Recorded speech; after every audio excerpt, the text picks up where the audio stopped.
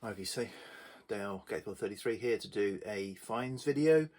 So this is just clearing a few things out of the inbox there, sort of themed. These are all new releases, either new reissues or new releases, and sort of I've grouped together stuff that's loosely jazz, funk, soul related. So just a few things. So we'll start off with something I pre-ordered last year, well over a year ago, got a few months ago, and that is Ian Carr, double quintet solar session. So this is I feel like a lost session, Jazz in Britain label. I've got sort of access to through to the sort of back catalogue of recordings from a number of artists, including Ian Carr and Don Rendell. They already put out a couple of releases around that, and this was an Ian Carr quintet. So this is a recorded live in London, live in the studio in London, October 1970. So obviously Ian Carr on trumpet and flugelhorn, a host of others, including Chris Spedding on guitar. So so it's 5 tracks. The first side is a quite sort of experimental British jazz at the time, and the second one's much nicer, smoother feel to it. Kind of really enjoyed the second side. That's a 10-inch vinyl release. As I said, it's taken ages because of all the backlogs in the pressing plants.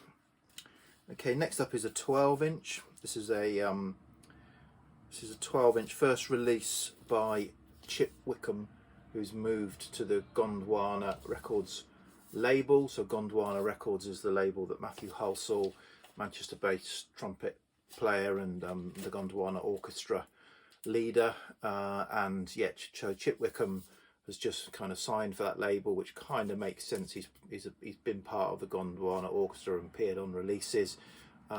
He has done his own stuff up to now, so he's a jazz sort of flute player, and he's released, well, certainly I've got 3 solo albums that he's self-released, and I've pre-ordered his first album release on Gondwana Records, but this is just I think a 12-inch sort of that he's put together, him leading, and it's all covers or all versions of Lonnie Liston Smith tunes, so sort of soul jazz.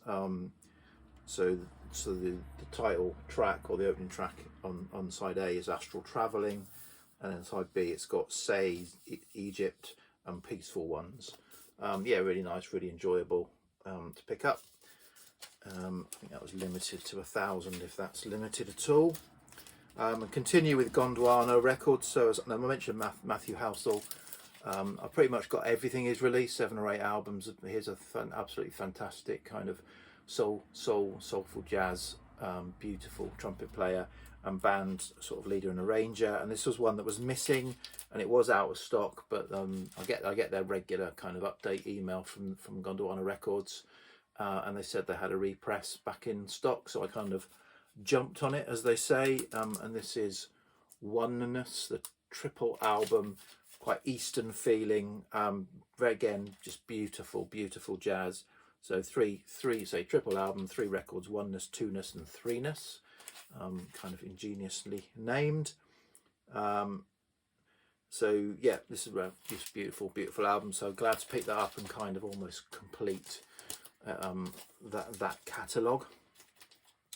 So next up, I was in my local record shop in Winchester, Elephant Records, the other day to collect a record that I pre-ordered, and I was having a route around, and I'd mentally decided after nearly 2 years to pick up a tone poet if it was there. So he had a tone poet kind of on the wall for ages and ages, say 18 months, 2 years, and it hadn't sold. So I kind of said, if it's, and I kind of always been tempted, I've had it in my hands a couple of times, but decided to buy other things.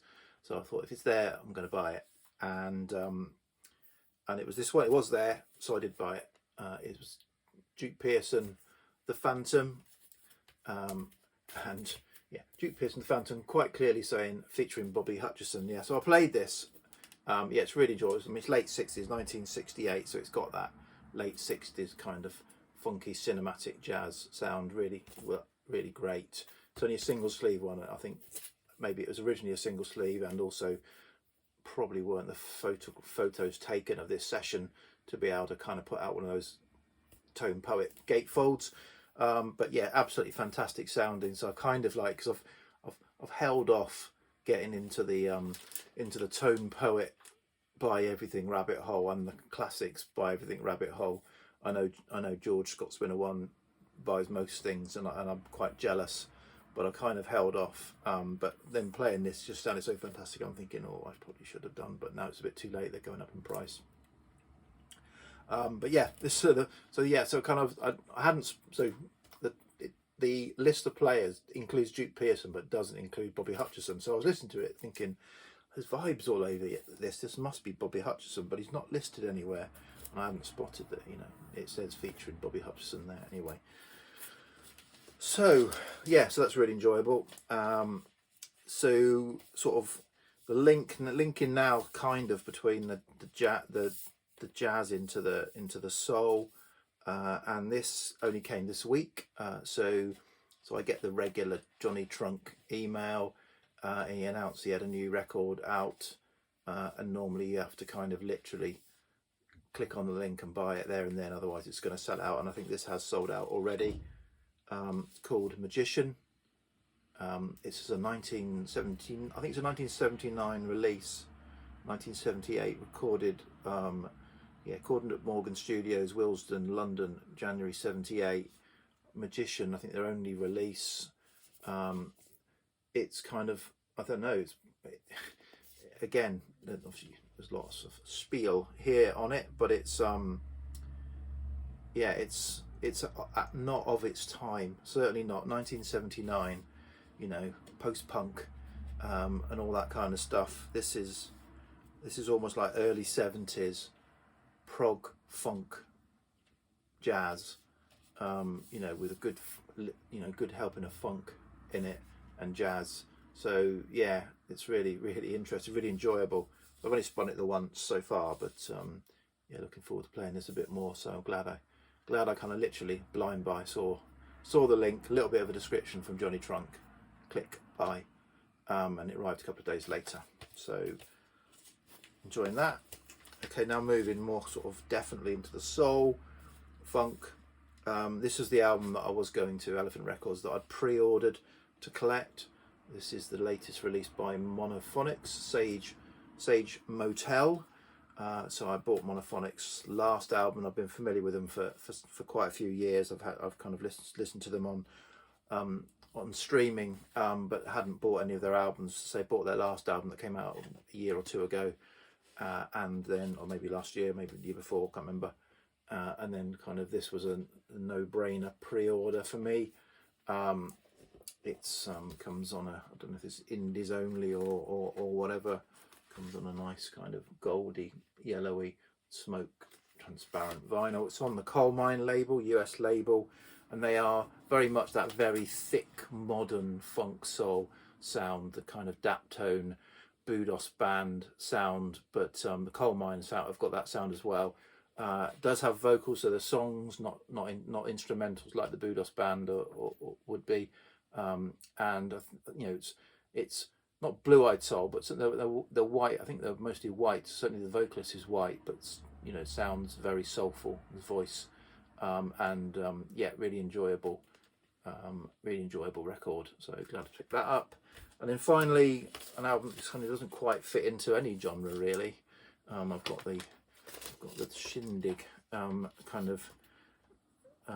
article about it, and it kind of they describe it as cinematic sonic funk folk horror.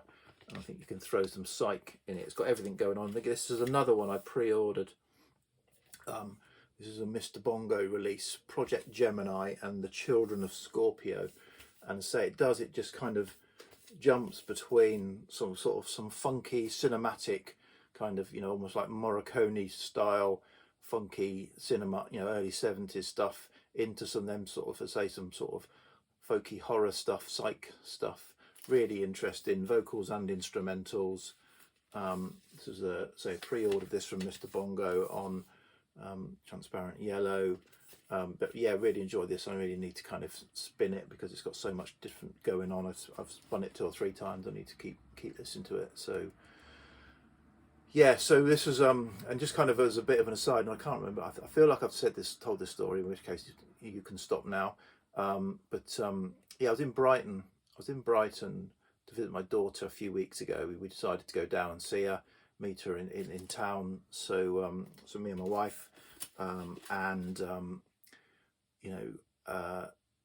my wife said that she was going to go off and wander around the lanes and have a chat and do a bit of window shopping or shopping with my daughter. And so I was told I had to go off and find some record shops to entertain myself for a few hours before we met up for lunch. Damn. So yeah, so I went to Bella Union, the Bella Union shop. Kind of, I don't know what I was expecting. Well, I wasn't expecting a tiny little shop that only had the Bella Union releases in it. But again, I wanted to go to the Mr. Bongo shop, but when I kind of checked my Google Maps, it said it doesn't open till 5 on a Saturday, 5 in the evening. So I thought, well, I'm not going to. We won't be there. We won't be hanging around there. So that was a little bit disappointing. I wanted to visit the Mr. Bongo shop because I've bought several Mr. Bongo releases over the years. But I did also go to. So I think I went to 3 used record shops, 1 antique mall that had at least 6 record booths in it, and then my daughter texted me to say, oh, there was a street market on one of the streets, kind of just north of the lanes, and they had records. So I went up there, found that, and there were 2 guys who had some really nice stuff, and this is what I came back with. Nothing. So I managed to go to, yeah, probably 2 or 3 hours. Went through lots of records. I think the most promising, so there wasn't much. I think Rare Kind Records is one where I've had success before. I quite like that shop. It's more geared to DJs, but they often have quite a lot of jazz or sort of South American stuff in there. Just wasn't anything that I kind of really needed, unfortunately, at the time. So that was one that kind of, yeah, it's kind of quite a small shop, and you need to kind of get lucky. But I've got the lucky there before, and so I like that shop. The others, so it wasn't much. The antique mall had a few things in it, but nothing that I had to buy. And then the most promising was the street market, where the two guys had some really interesting stuff, but it was just, for a street market, I don't know whether maybe I had my car boot sale head on, but a street market, everything was some interesting records, some quite rare records, but they were priced 20-30% above Discogs median. And so when I'm going around, you're in the middle of nowhere, if can't really check a record, and you kind of got no comeback, I don't want to be paying 50, 60, 80, 150 pounds for a record, even if it's rare, that I can't test, and I've got no comeback on it. So I kind of passed on that. So I had a nice drive down to Brighton, nice coffee and croissant when I got there, with my daughter and my wife. Nice wander around for a few hours, a nice burrito for a late lunch, and a nice drive back, but no records. So so I've rambled on a bit there, and I feel like I've said this before, but yeah, I like Brighton. It's a good vibe. It was absolutely rammed. It was a nice Saturday, sunny Saturday, absolutely rammed, but good vibe. Yeah. So so that's some finds. I'll try and do another slightly themed one, because I've got some used stuff in there that I could probably do. It's been in there for a while. I probably could do with showing it. Okay, cheers VC, bye.